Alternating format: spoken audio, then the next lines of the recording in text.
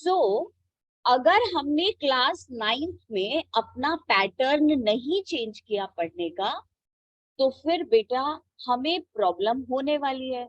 और अच्छी बात ये है कि हमारा पैटर्न जो 9th में हम सीख रहे हैं वही 10th में भी चलेगा। सो आप इस बार तैयारी कर रहे हैं और उसके बाद आपको 10th तक पहुंचते पहुंचते इतना आप एफिशिएंट हो जाएंगे कि पूछिए मत। फिर तो आप उसी तरीके से पढ़ाई करेंगे। ये पहली बात। अब हम थोड़ी सी फैमिलैरिटी कर लेते हैं अपनी बुक्स के साथ। तो अभी मैं बिल्कुल भी आपको पढ़ाने के मूड में नहीं हूं कि मैं सारा का सारा मैटर आपके माइंड में डाल दूं। ऐसा कुछ भी नहीं है, पहले समझ लो क्या होने वाला है। अब क्या हुआ बेटा, हमारा जो क्वेश्चन पेपर है वो हमारी 3 बुक्स में से बनने वाला है। एक तो हमारा हो गया पेपर नंबर 1 जो कि लैंग्वेज का होता है, वो बाद में बात करेंगे, और फिर हमारा लिटरेचर है। तो लिटरेचर का जो हमारा क्वेश्चन पेपर आएगा वो 3 बुक्स में से आने वाला है। 3 बुक्स का मतलब ये हो गया, बुक का नाम तो एक ही है, ट्रेजर चेस्ट, पर उसमें 2 सेक्शंस हैं। एक है पोयम और एक है स्टोरीज, और तीसरा हमारा शेक्सपियर। तो इस तरीके से 5 पोएम्स हमारे सिलेबस में है, 5 स्टोरीज हमारे सिलेबस में है, और शेक्सपियर के 2 एक्ट हमारे सिलेबस में है।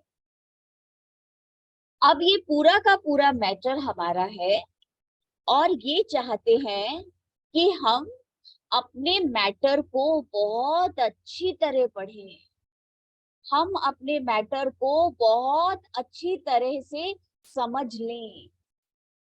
इसलिए बेटा उन्होंने क्या किया, उन्होंने हमें टेस्ट करने के लिए कि हमने ठीक से पढ़ा है कि नहीं पढ़ा है, फर्स्ट क्वेश्चन बनाया है क्वेश्चन पेपर में मल्टी चॉइस बेटा आंसर्स वाला। तो जो हमारा फर्स्ट वाला क्वेश्चन आएगा हमारे लिटरेचर के क्वेश्चन पेपर में, वो बेटा हमारा एमसीक्यूज का आएगा, और थोड़े बहुत भी नहीं, 20 एमसीक्यूज आएंगे। तो ये 20 एमसीक्यूज हमें क्यों दिए हैं? ये 20 एमसीक्यूज हमें इसलिए दिए हैं क्योंकि हम ये ठीक से पढ़ें पोयम, शेक्सपियर और बेटा हमारी शॉर्ट स्टोरी। तो बच्चे क्या करते हैं, समरी पता चल गई मैम, बच्चे क्या करते हैं, कहानी सुन तो ली, अब क्या करेंगे पढ़ के बार बार, तैयार हो गया। ऐसे नहीं होगा। अगर डिटेल में नहीं पढ़ेंगे तो फिर कंफ्यूज्ड हो जाएंगे कौन से एमसीक्यू के आंसर पे टिक करना है। तो तरीका ये है बेटा, पहले से ही since from the very first day we should read our chapters. कैसे? अपने आप पढ़ोगे तो बोर हो जाओगे। तो मेरे साथ पढ़ रहे हो, स्कूल की मैम के साथ पढ़ रहे हो, फुल इंटरेस्ट के साथ पढ़ो। हो क्या रहा है एग्जैक्टली इससे, ऐसा सुन करके। तो जब हम इंटरेस्ट के साथ कोई चीज पढ़ते हैं वो हमारे माइंड में एब्जॉर्ब हो जाती है, और हमें एमसीक्यूज में इश्यूज नहीं आएंगे जरा से भी। ठीक है, तो एमसीक्यूज को जो हमारे बेटा हैं तैयारी, वो हमें ये चेक करने के लिए है क्या ध्यान से पढ़ा था, क्या छोटी छोटी बातें भी मेंशन करी थी इसको। तो 20 क्वेश्चंस एमसीक्यूज के आएंगे जो कि हमारी स्टोरीज, पोएम्स और शेक्सपियर में से आए। अब हमारा आएगा सेक्शन बी क्वेश्चन पेपर में। तो पहला पार्ट हो जाएगा बेटा, वो लोग आपको दे देंगे बेटा शेक्सपियर, और शेक्सपियर के वो 2 एक्सट्रैक्ट देंगे, और 2 एक्सट्रैक्ट में से हर एक्सट्रैक्ट 16 मार्क्स का होगा। 16। तो 16 मार्क्स कैसे होंगे? 5 क्वेश्चंस, और 5 क्वेश्चंस में से बेटा हमारे जो 4 क्वेश्चंस होंगे वो होंगे हमारे 3 मार्क्स, और जो लास्ट क्वेश्चन होगा वो होगा 4 मार्क्स का। तो अब क्या किया उन्होंने, हमें एक एक्सट्रैक्ट दे दिया और एक्सट्रैक्ट में 5 क्वेश्चंस दे दिए। 5 क्वेश्चंस में से हमारे 4 क्वेश्चंस 3 मार्क्स के और 4th क्वेश्चन 4 मार्क्स का। इस तरीके से एक एक्सट्रैक्ट 16 मार्क्स। तो ये लोग 2 एक्सट्रैक्ट शेक्सपियर में से देंगे, 2 पोएम्स में से देंगे और 2 स्टोरीज में से देंगे। अब आपको क्या करना होगा? अब आपको ये करना होगा, आपको एक एक्सट्रैक्ट अटेम्प्ट करना है शेक्सपियर का, एक एक्सट्रैक्ट आपको अटेम्प्ट करना है पोएम में से, और एक एक्सट्रैक्ट आपको अटेम्प्ट करना होगा शॉर्ट स्टोरी में से। और उसके बाद एक और एक्सट्रैक्ट आपको अटेम्प्ट करना होगा, और वो एक्सट्रैक्ट आपकी चॉइस है, आप चाहे शेक्सपियर से करो, आप चाहे बेटा उसको पोएम में से करो, चाहे आप उसको शॉर्ट स्टोरी में से। तो आपको इस तरीके से अपना पेपर अटेम्प्ट करना है। अब मैम 5 पोएम्स हैं, 5 स्टोरीज हैं एनुअल एग्जाम्स के सिलेबस में, क्या हम एक आध छोड़ के जा सकते हैं? नहीं, क्योंकि जो एमसीक्यूज आएंगे 20 वो बेटा पूरे सिलेबस में से आएंगे और सारे कंपलसरी हैं, इसलिए छोड़ना वरना कुछ नहीं। आसान ये है, तैयारी पहले ध्यान से करना शुरू कर दो। अब जब हमारे एक्सट्रैक्ट आते हैं तो वो हमें आंसर्स लिखने के लिए, कैसे आपने जो समझा है उसको आप लिखोगे कैसे, उसको आप एक्सप्रेस कैसे करोगे, इसके लिए आता है। तो बेटा 1 मार्क वाले, 2 मार्क्स वाले कोई क्वेश्चन नहीं है, 3 मार्क्स वाले, और 3 मार्क्स और 4 मार्क्स वाले आंसर्स लिखने हैं।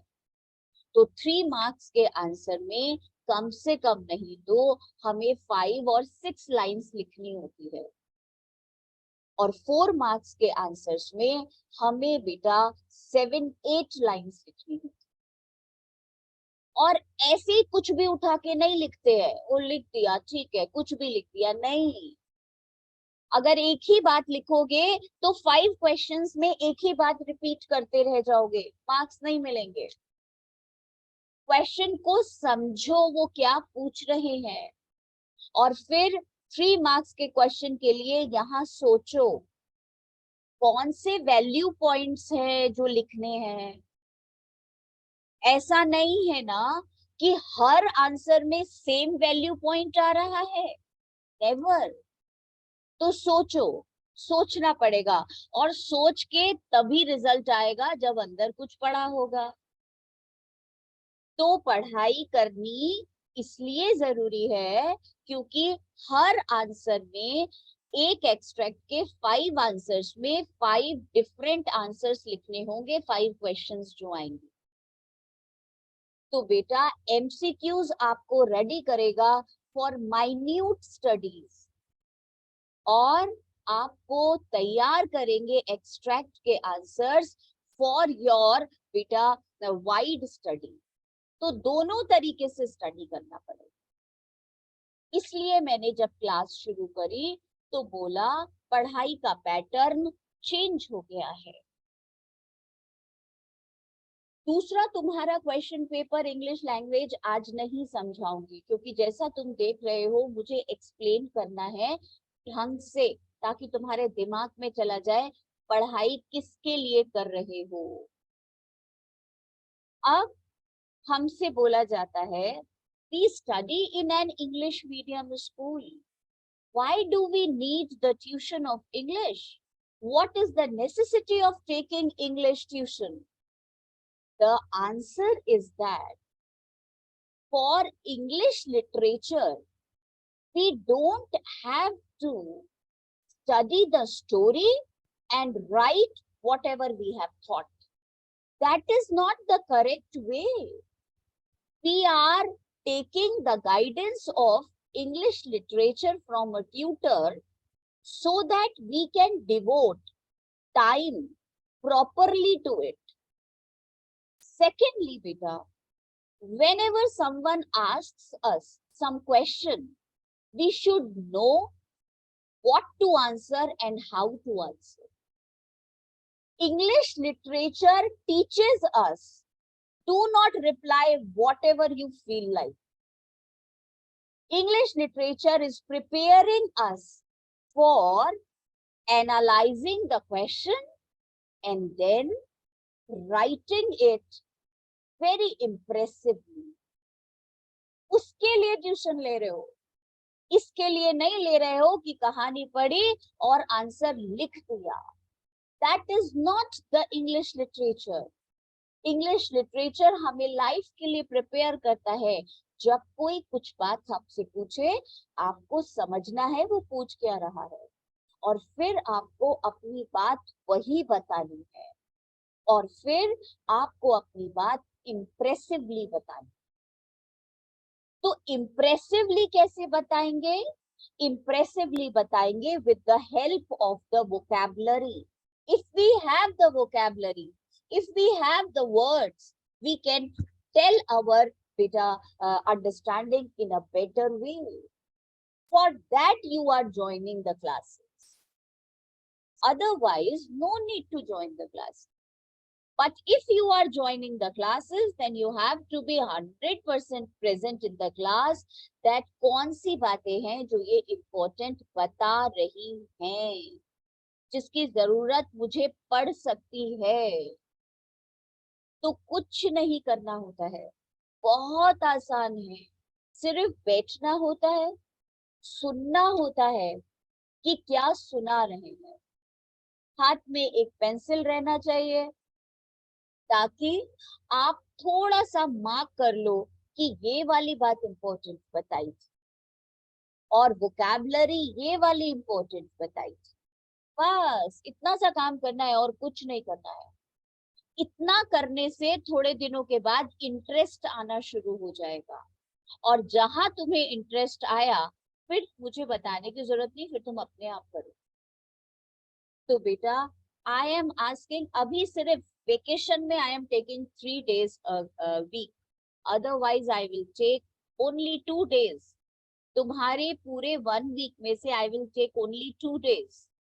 और ये 2 days में आप अगर थोड़ा सा अटेंशन दे दोगे, आपका इंटरेस्ट अगर धीरे धीरे डेवलप हो जाएगा, तो आपके लिए बहुत इजी हो जाएगा आगे चल के अपने आंसर्स को लिखना. तो इंग्लिश के एग्जाम से पहले आप जल्दी जल्दी सब कुछ पढ़ के नहीं जाओगे और कुछ भी लिख दिया, ऐसा भी आप नहीं करोगे. Language, that I will discuss tomorrow. दूसरी बात, I have asked you to make a register. Now personally मैं ये चाहती हूँ कि हमारा एक अलग से डिवोटेड रजिस्टर या नोटबुक होना चाहिए, और वो नोटबुक और रजिस्टर डिवाइडेड रहता है बेटा आपके आराम से 4 parts. So if you have a register, then this register will be divided into 4 parts. कौन से 4 parts हैं ये? तो 4 parts में पहले तो हो गया हमारा, हमने डिवोट कर दिया, इतने पेजेस लिए और हमने यहाँ पे मार्क कर लिया लिटरेचर. तो लिटरेचर के जो भी आंसर्स मैं लिखवा रही हूँ, वो आंसर्स आपके यहाँ एक साथ होते जाएंगे, पूरा सिलेबस एक ही बारी में हो जाएगा. जब एग्जाम में जाते हो तो फिर सारा इधर उधर ढूंढ के पढ़ने का जरूरत नहीं पड़ता, और ये आपको तो आपको बेटा सैंपल आंसर्स जो हैं वो मिल जाते. यहाँ लिखवा दिया, ये पूरे हमारे पेजेस डिवोटेड हो गए सिर्फ लिटरेचर. सेकंड पार्ट हमारा जो रहता है, ये हमने इतने पेजेस ले लिए, और ये पेजेस हो गए बेटा हमारे सारे के सारे, जिसमें हम लिखने वाले हैं लैंग्वेज की एक्सरसाइज.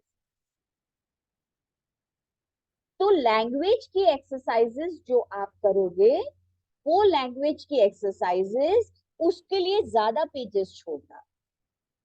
और ये आपका सेकंड पोर्शन हो गया, एक्सरसाइजेस ऑफ लैंग्वेज, इसको भी आपने हटा दिया। अब आप आ जाओ थर्ड पे। आपका जो थर्ड वाला पोर्शन होगा रजिस्टर का, वो होगा बेटा writing section. Ma'am writing section क्या होगा? Notice, email, letter, comprehension, composition, वो सब इसमें करेंगे।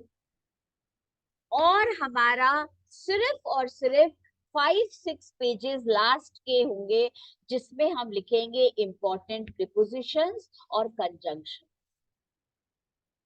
So in that way, your register will be divided into 4 parts. The first portion will be literature. So literature will be kind of a thing जिसमें हमारे थोड़े से पेजेस होंगे, मैं सैंपल आंसर्स लिखवाती हूँ, क्वेश्चंस लिखवाती हूँ, वो आप लिखोगे। फिर सेकंड पोर्शन हो जाएगा लैंग्वेज एक्सरसाइजेस, जिसमें अच्छा खासा आप छोड़ोगे बेटा पेजेस, वो ज्यादा होती है क्योंकि हर क्लास पे होती है। थर्ड नंबर पर आ जाओ, और फिर आपकी होंगी बेटा राइटिंग सेक्शन। राइटिंग सेक्शन का मतलब राइटिंग स्किल्स, तो वो भी आपका थोड़ा सा होगा, बहुत ज्यादा की जरूरत नहीं बल्कि थोड़ा होगा। और लास्ट वाला, बिल्कुल लास्ट में जो है, यहाँ पर हम लिखते हैं इंपॉर्टेंट प्रीपोजिशन। और फिर हम इंपॉर्टेंट प्रीपोजिशंस लिखाते हैं, फिर हम लिखवाते हैं इंपॉर्टेंट कंजंक्शंस, तो हम बोले। तो in that way we should have only one register. कहीं भी किसी दिन मन आया काम शुरू कर दिया तो इफेक्टिव नहीं होगा। जब एक साथ सारी चीजें रहेंगी तो आपको बहुत हेल्पफुल हो जाएगा उसको अंडरस्टैंड करना। ठीक है? हाँ जी। अब बेटा ये सारी बातें करने के बाद पेपर कैसा आएगा, पढ़ाई का तरीका क्या होगा। अब हमारे यहाँ जो हमें स्टोरीज करनी है अभी, वो 3 स्टोरीज करनी है और 3 पोएम्स करनी है। अब मैं कैसे करवाने वाली हूँ वो सुनो। तो हम एक स्टोरी लेंगे, फिर वो कंप्लीट करके हम एक पोएम लेंगे, और फिर हम एक स्टोरी लेंगे, फिर हम एक पोएम लेंगे। उसके बाद हम शेक्सपियर का जो सीन 1 है वो कंप्लीट करें। फिर मैं आपको सीन बेटा थर्ड शॉर्ट स्टोरी और थर्ड पोएम करा दूं, और उसके बाद मैं लास्ट में लूंगी आपका सीन 2 जो थोड़ा लंबा सा है। आई डू होप कि थोड़ा थोड़ा करते करते फिर हमारी स्पीड बढ़ जाएगी। शुरू में बेटा मुझे स्पीड थोड़ी सी स्लो रखनी पड़ती है, ये देखने के लिए how much are you understanding, you know, आपको समझ कितना आ रहा है। वंस मेरा एक स्टोरी खत्म हो जाता है, एक पोयम खत्म हो जाता है, तो बेटा मैं एक टेस्ट कंडक्ट करूंगी। जो बच्चे चाहेंगे वो यहाँ आकर के टेस्ट दे देंगे, जो बच्चे चाहेंगे वो बच्चे बेटा टेस्ट को जो है वो ऑनलाइन देंगे, पर ऑनलाइन जो टेस्ट होगा वो मेरा ओरल होता है, तो आप वो वाला टेस्ट दोगे ओरल, और जो यहाँ देंगे वो तो दे ही दे। आपको लैंग्वेज समझाने के लिए कल से हम बात करेंगे, तो लैंग्वेज करवाएंगे भी कल। अभी बेटा हम और आप ट्रेजर चेस्ट निकाल रहे हैं, और ट्रेजर चेस्ट में हम लोग बेटा स्टार्ट करेंगे अपना करना। ठीक है? जो चैप्टर था दैट इज गोंकू बाबूज फ्रेंड को। अच्छी बात यह है कि आपने उसको स्कूल में करा हुआ है, तो बहुत ज्यादा आपको टाइम लगेगा। There is one more thing, मैं बेटा नोट्स देती हूँ, तो मैं पीडीएफ आपके साथ शेयर कर, और आप उसका प्रिंट आउट निकाल लीजिएगा। अगर आप ऐसा नहीं करना चाहते और चाहते हैं कि मेरे पास से नोट्स आपको मिल जाएं, तो या तो आप खुद आके यहाँ से कलेक्ट कर लीजिए, या अपने किसी फ्रेंड को बोल दीजिएगा कि मैम के पास से मेरे नोट्स ले आए, तो मैं फिर आपके नोट्स उसको दे दूंगी, he can give it to you. Fine. और अगर आकर के कलेक्ट करने हो तो भी मुझे पहले बता दें। और वैसे जब तक आपके पास नोट्स फिजिकली कलेक्ट नहीं हो रहे, तो वी विल डू इट बेटा, हम करेंगे पीडीएफ, फिर मैं पीडीएफ शेयर करूँ। आज तो खैर मैं वो नहीं करवा रही हूँ। अभी आप निकालो पेज नंबर 69, और बेटा पेज नंबर 69 पर हमें एक बॉक्स बनाया हुआ है और दिया हुआ है अबाउट द ऑथर, ऑथर के बारे में बताया हुआ है। पूरा पढ़ने की जरूरत नहीं है, सिर्फ कुछ चीजें हैं जो इम्पोर्टेंट है, वो ही हम हाईलाइट करेंगे, अंडरलाइन करेंगे, उसी को अपने दिमाग में रखेंगे। बेटा राइटर का नाम हमेशा इंपॉर्टेंट होता है। सत्यजीत रे is the writer of this story. अब बेटा आ जाओ सेकंड पैराग्राफ पे, page 69, second para. Bonku Babu's friend is an excerpt from Three Rays Stories from Satyajit Ray। तो हमारे सिलेबस में ये जो बोंकू बाबूस फ्रेंड स्टोरी है, वो सत्यजीत रे की बेटा एक बड़ी सी किताब है, उसमें से एक एक्सर्प्ट है। एक्सर्प्ट का मतलब a small portion, a small passage. has been chosen because of its popularity among young readers। बच्चों को बहुत पसंद आती है ये कहानी। Bonku Babu's friend, which was conceptualized a long time ago, is an inspiration for Indian writers of science fiction। अब क्या करो, साइंस फिक्शन को हाईलाइट करो। ये कहानी साइंस फिक्शन है। साइंस फिक्शन का मतलब बेटा, साइंस के चारों तरफ एक स्टोरी बना दी। फिक्शन का मतलब होता है स्टोरी। तो this story is a science fiction, that means there is a scientific theory, और उस पे बेटा हमने पूरी कहानी पेस्ट कर दी। तो साइंटिफिक जो है बिलीफ ये है कि बेटा जो हमारे यूनिवर्स है उसमें बहुत सारे एलियंस रहते हैं, दूसरे दूसरे प्लैनेट्स पे बहुत सारे लोग रहते हैं जिन्हें हम जानते नहीं हैं, वो हमारे जैसे भी नहीं। बोंकू बाबू अ जेंटल स्कूल टीचर। आपसे पूछते हैं हु वॉज बोंकू बाबू, तो आप लिखते हो he was a gentle school teacher who was bullied by all who knew him।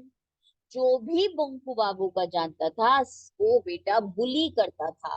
बुली करने का मतलब होता है ट्रबलिंग विदाउट एनी रीजन, बिना किसी कारण के परेशान करना। तो बोंकू बाबू बहुत जेंटल हैं और उन्हें बहुत परेशान करते हैं लोग। Stumbles upon an alien spacecraft. बेटा स्टम्बल अपॉन का मतलब एक्सीडेंटली, वो एक स्पेसक्राफ्ट, स्पेसशिप एलियंस का देखता है। This discovery gives him the confidence to stand up against all those who mocked and taunted him। तो लोग जितने भी उसको मॉक करते थे, मॉक का मतलब मेड फन, उसका मजाक बनाते थे। टॉन्ट का मतलब कमेंट पास करते थे। उसको बेटा इतना कॉन्फिडेंस आ गया, जो पहले कभी उनकी बातों का जवाब नहीं दे पाता था, अब वो उनकी बातों का जवाब दे रहा है। अ जेंटल रिमाइंडर, इंपॉर्टेंट ये मैसेज है स्टोरी का। A gentle reminder that standing up to a bully is the only way to overcome this social evil. Very important. अगर कोई हमें परेशान करता है तो बेटा सबसे अच्छी बात है कि हम सामने खड़े हो जाएं, छुपे ना उससे हम। A gentle reminder that standing up to a bully, वो जो हमें परेशान कर रहा है उसके सामने अगर हम खड़े हो जाएंगे, खड़े हो जाएंगे मतलब फिजिकली नहीं खड़े हो जाएंगे, खड़े हो जाएंगे का मतलब अगर हम कॉन्फिडेंस के साथ उसे फेस करेंगे, is the only way to overcome this social evil. बेटा bullying is a social evil, कहने का मतलब क्या है? कहने का मतलब है कि ये सोसाइटी की बुराई है।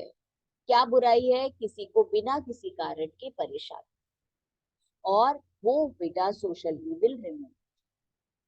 इंट्रोडक्शन मिल गया हमें, बहुत अच्छी तरीके से मैसेज ऑफ द स्टोरी भी मिल गया। और अब हमने पेज टर्न किया और हम आ गए पेज नंबर 707। कोशिश करेंगे बेटा, डिफिकल्ट है, ऐसे कोई आसान नहीं है। और क्यों डिफिकल्ट है? क्योंकि एमसीक्यूज के लिए रेडी कर रहे हो। पेज नंबर 71 पे जो फर्स्ट पैराग्राफ है, मेरे ख्याल से वहां तक आज हम पढ़ पाएंगे बेटा, और उसके बाद जो है वो हम कल कंटिन्यू करें। तो पेज नंबर 70 में बेटा, no one had ever seen Bonku Babu get cross. Cross का मतलब लिखो एनॉयड, कभी भी एनॉयड नहीं होते थे, कभी भी अपसेट नहीं होते थे, कभी भी परेशान नहीं होते थे बोंकू बाबू। To tell the truth, it was difficult to imagine what he might say or do if one day he did get it. बेटा कभी किसी ने उसको देखा ही नहीं था उदास होते, गुस्सा होते हुए, और ये इमेजिन भी नहीं कर सकते थे कि अगर किसी दिन he was in angry mood, what will he do? Nobody could imagine. It was not as if there was never any reason for him to lose his temper. तो मैम गुस्सा नहीं करता था क्योंकि कोई रीजन ही नहीं था। नो, ऐसा नहीं था कि उसका बेटा गुस्सा आने के लिए कोई रीजन ही ना हो, बहुत सारे कारण थे गुस्सा आने के लिए। For the last 22 years, underline करो, ये बहुत ही इंपॉर्टेंट, एमसीक्यू में ऐसी छोटी छोटी चीजें पूछते हैं। Onku Babu had taught geography and Bengali, underline करो, at the Kankarguchi village primary school. Village का नाम अंडरलाइन कर लिया, प्राइमरी स्कूल वाला पूरा। तो बेटा कांकागुजरी स्कूल प्राइमरी स्कूल में पिछले 22 years से वो पढ़ा रहे थे। कौन सा subject? Geography and Bengal. Every year, a new batch of students replaced the old one, but old or new, the tradition of teasing poor Bonku Babu continued among all the students. बेटा tradition का मतलब क्या होता है? Circle करो। Tradition का मतलब होता है बेटा, जब हम बोलते हैं ना past from generation to generation, जो बेटा हमारी हैबिट्स जनरेशन टू जनरेशन चलती चली जाती है उसको ट्रेडिशन बोलते हैं। तो ये एक ट्रेडिशन रिवाज बन गया था, हर बच्चा जो आता था वो इनको परेशान करता था।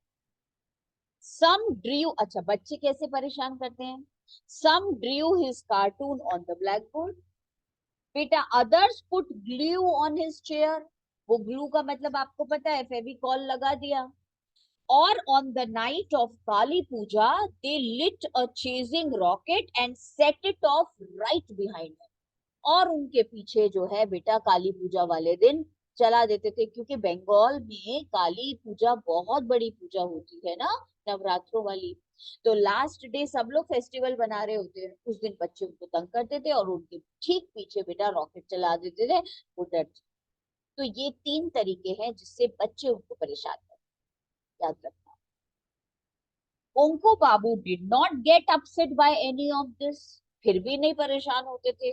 Only sometimes he cleared his throat and said shame on you boys, और बस कभी कभी गला साफ करके बोलते हैं शर्म आनी चाहिए लड़कों।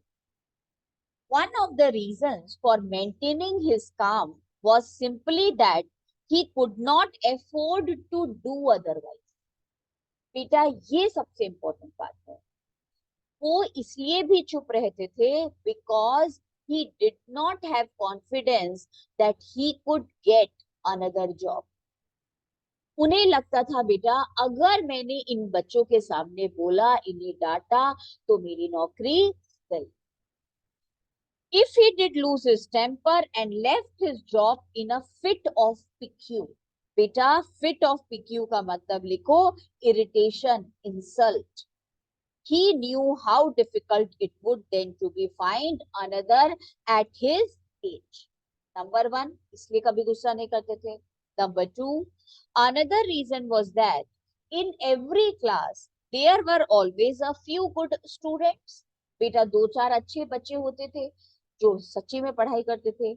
Even if the rest of the class was full of pranksters. Pranksters का मतलब होता है one who does joking, जो हमेशा जोक करता रहता है। तो पूरी क्लास में बेटा बच्चे बैठे हुए हैं जो मजाक करते हैं, पर कम से कम 3-4 बच्चे तो ऐसे हैं जो पढ़ाई सीरियसली करते हैं। बोंकू बाबू उन्हीं पे कॉन्सेंट्रेट करते। Teaching this handful of good boys was so rewarding that to Bonku Babu that alone made life as a teacher worth living. बेटा worth living मतलब valuable, और उन्हें अपनी ये लाइफ जो है वैल्यूएबल लगती थी। क्यों लगती थी मैम? ये सोच सोच के कि चलो ज्यादा नहीं तो कम से कम 2-3 सीरियस बच्चों को तो पढ़ा रहा हूं मैं। बेटा आगे, at times he invited those boys to his house. और इतने अच्छे थे बोंकू बाबू, इन इंटेलिजेंट स्टूडियस बच्चों को अपने घर बुलाते, ऑफर्ड देम स्नैक्स, नाश्ता भी ऑफर करते थे, and told them tales of foreign lands and exciting adventures. और बेटा एडवेंचरस स्टोरीज, क्योंकि उन्हें बुक पढ़ने का बहुत शौक था, वो सारी स्टोरीज उन बच्चों को बताते। He told them about life in Africa. क्या क्या बताते थे? नंबर 1, अफ्रीका के बारे में। बेटा discovery of the North Pole, the fish in Brazil that ate human flesh, and about Atlantis, the continent submerged under the sea. Atlantis continent कैसे डूबा था। तो बेटा ये सारी की सारी चीजें बताती हैं कि बोंकू बाबू was very intelligent and he read so many books। और ये बातें बताती हैं that Bonku Babu had so much of knowledge, बहुत वास्ट नॉलेज। और जो बेटा स्टूडियस बच्चे हैं, सिंसियर बच्चे हैं, उनको बताते भी थे। He was a good storyteller। He always had his audience enthralled। और बेटा इस तरीके से सुनाते थे कि सब लोग अट्रैक्ट हो जाए। तो बेटा वो जो पढ़ाते थे वो सबको एंथ्राल कर देता था। एंथ्राल का मतलब लिखो, कैप्चर अटेंशन, लोगों का अटेंशन अपनी तरफ खींच ले। During the weekend Bonku Babu went to the lawyer Sripati Majumdar house. अब तुम्हारी परेशानी शुरू। एक तो मैं 1 2 3 4 5 6 7 8 करके बेटा सारे लोगों के नाम आपको मेंशन करवाऊंगी, क्योंकि आपको पता होना चाहिए कितने सारे लोग थे और कौन सा बंदा क्या कह रहा था, और लास्ट में बोंकू बाबू उनको क्या जवाब देते। ये बहुत कंफ्यूजन है, इसमें बच्चे बहुत ही ज्यादा बेटा गड़बड़ कर जाते। अब सैटरडे संडे को बोंकू बाबू कहाँ जाते थे? लॉयर के घर। और ये लॉयर का नाम था Shripati Majumdar. To spend the evenings with other regulars. Regulars मतलब दोज हु केम रेगुलर। और बेटा वहां श्रीपति मजूमदार के घर में बाकी लोग भी आते थे। तो Shripati Majumdar was a rich powerful man, influential man in the village. और उनके यहाँ बहुत सारे लोग आते थे फॉर जस्ट बेटा talking. On a number of occasions he had come back thinking enough never again. कई बार जब इनके घर से लौट के आते थे बोंकू बाबू तो मन मन में सोचते थे, बिल्कुल नहीं जाऊंगा, कब तक जाऊंगा, बिल्कुल अच्छा नहीं लगता था। क्यों?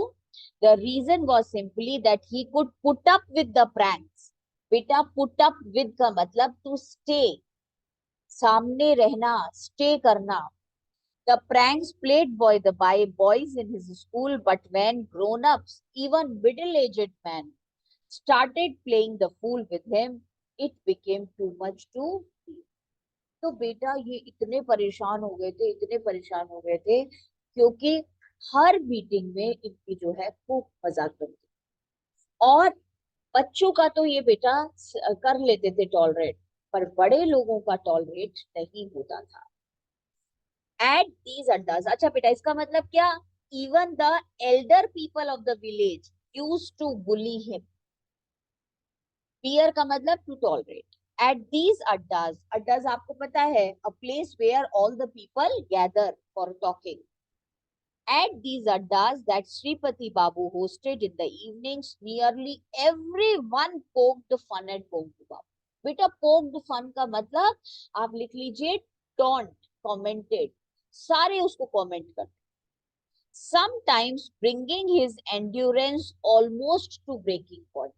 बेटा endurance का मतलब लिखो ability to continue, ability to continue, आगे कंटिन्यू करने का उनकी जो एबिलिटी थी वो बेटा ब्रेकिंग पॉइंट का मतलब खत्म हो जाता, फिनिश्ड, कर ही नहीं पाते।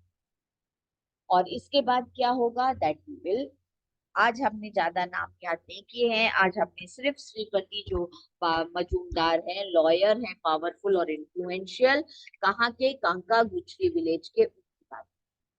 और बेटा कल से हम और भी ज्यादा सामान वो जो है अपना नाम याद। अब एक मिनट रुको, आपके पास भी होगी बेटा ये बुक, वर्कबुक, वो निकालो जरा।